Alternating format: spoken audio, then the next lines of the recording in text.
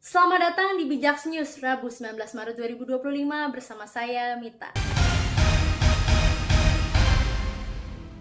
Jakarta, mantan Gubernur Lemhanas, Andi Wijayanto, menyoroti perbedaan redaksional dalam revisi UU TNI yang saat ini dibahas dibandingkan dengan kajian yang dilakukan pada 2022 sampai 2023. Ia menegaskan bahwa sebelum melakukan revisi perlu adanya evaluasi menyeluruh terhadap 20 tahun reformasi militer, termasuk keberlakuan UU Pertahanan 2002 dan UU TNI 2004. Salah satu poin utama yang disorot adalah perubahan pasal 47 yang memperluas jumlah kementerian atau lembaga yang dapat diisi oleh perwira aktif dari 10 menjadi 15. Perubahan ini tidak signifikan karena secara de facto sudah ada perwira tinggi yang menjabat di berbagai lembaga seperti BNPB dan KKP, meskipun secara eksplisit tidak tercantum dalam undang-undang, ujarnya Minggu 16 Maret. Senada terkait hal tersebut, pengamat politik dan militer Slamet Ginting menyoroti dampak reformasi militer terhadap demokrasi. Ia mencatat bahwa selama era Presiden ke-7 Joko Widodo, indeks demokrasi mengalami penurunan seiring dengan meningkatnya keterlibatan perwira aktif di jabatan sipil. Data menunjukkan bahwa jumlah perwira TNI yang ditempatkan di instansi sipil terus meningkat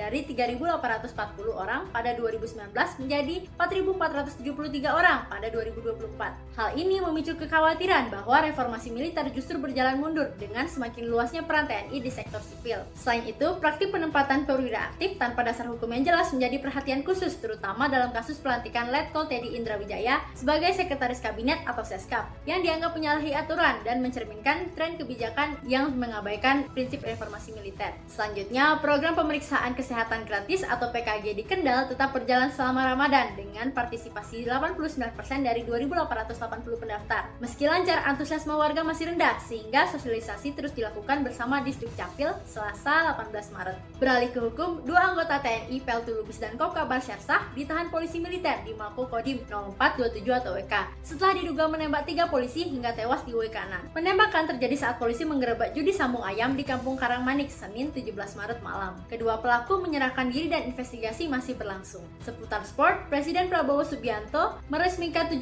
stadion yang telah direnovasi dengan standar internasional di berbagai wilayah Indonesia. Peresmian dilakukan secara serempak di Stadion Gelora Delta Sidoarjo pada Senin 17 Maret. Informasi luar negeri, pemerintahan Trump menolak permintaan seorang politisi Prancis untuk mengembalikan patung Liberty yang dianggap tidak lagi mencerminkan nilai aslinya. Senin 17 Maret. Selamat menunaikan ibadah Ramadan 1446 Hijriah. Sampai bertemu di informasi bijak berikutnya.